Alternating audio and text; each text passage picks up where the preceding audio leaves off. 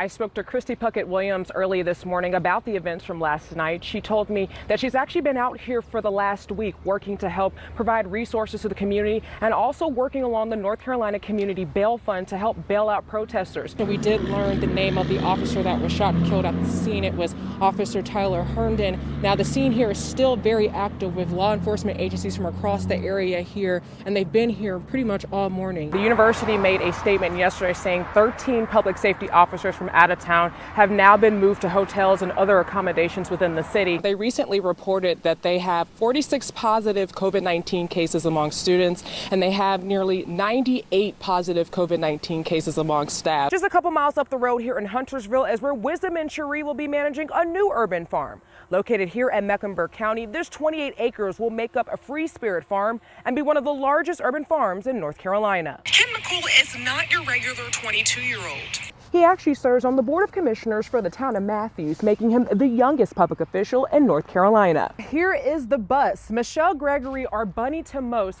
has spent 3 years working to raise money to purchase this bus. The concept is pretty simple. Garrett picks a random place in Charlotte, hides the money,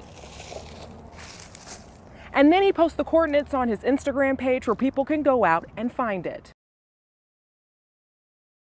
The first TV was on this street with Miss Feeney's, Mr. Pat and Miss Feeney's house. 77-year-old Fred Glenn can remember everything about growing up in the little town of Cramerton. This is me. This is my brother. He owns the home his grandparents purchased decades ago.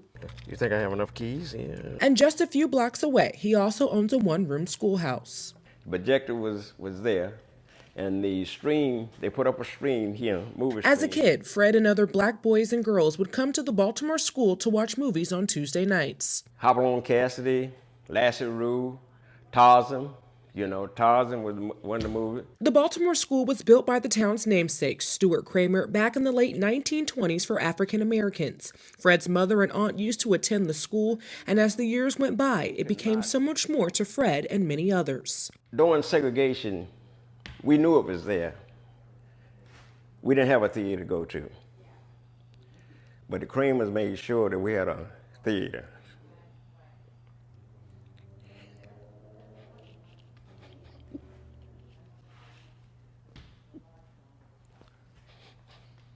This building was more than a school.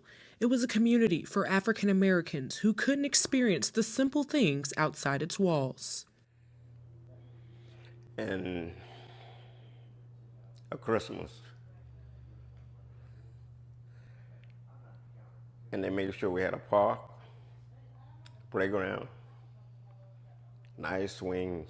But time is taking its toll on this piece of history. I didn't realize all the stuff was down the other Yeah, it had The town's mayor, Will Cawthon, soon connected with Fred and devised a plan to help preserve this school. It's so easy to feel everything that they feel, but to be able to walk into this building and see it preserved as it was, I think that's going to go a long way to share the story. Mayor Cawthon and his wife set up a GoFundMe account that's already raised over $8,000 to help Fred restore this school. This right here comes from smoke and all. Fred's dream is to turn this school into a museum so that one day those who come to visit will know this school's story and the people who helped tell it. If someone died, they would give flowers. Wall-to-wall traffic. And a line of people are wrapped around these South End streets. I know, it feels so good, we're so close. All waiting for the same thing. We have Price's Chicken Coop, the best chicken in the land. Fried chicken. He named 2 ingredients. One bite has Andy Calhoun reminiscing. When I came to Charlotte in 1972, 49 years ago, I said to somebody, where should I go eat? Can I please get 2 orders of your quarter chicken white meat? They said, go to Price's Chicken Coop. In 1962, a little chicken shack decided to pop up and open its doors. South End was very different, a little bit more run down than it is today, and but it was a good place, and this was the best chicken. 59 years, Price's became a staple in Charlotte, but like all good things, one day it would eventually come to an end. When we first started hearing the rumors, we said if it ever does close, it'll be front page headlines with tall letters on the news.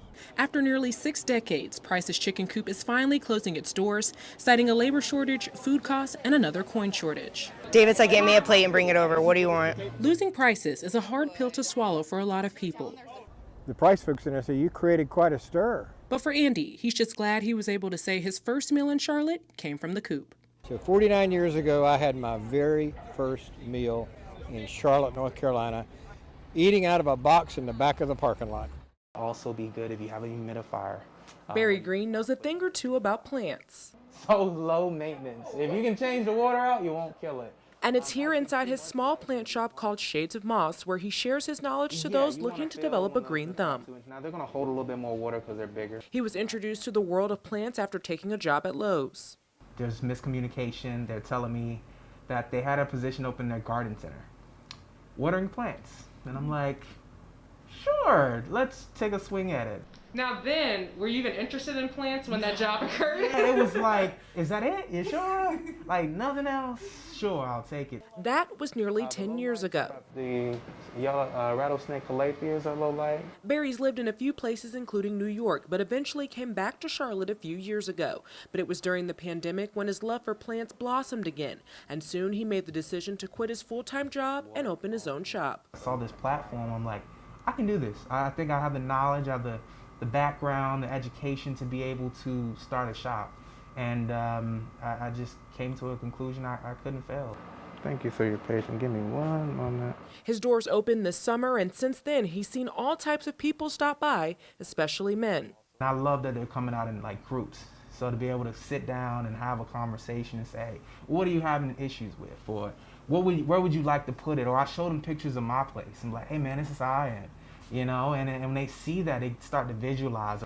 So again, non-toxic to both cats and dogs, which is... Right now, Shades of Moss is a place to get a good plant, but Barry is slowly planting the seeds that will help it grow into so much more. It's just great to be able to see people again and have those combos. And when they leave, they know who I am, and I got a piece of them with me as well. I suggest doing it because it leaves you... Maranda Whittington, Spectrum News 1.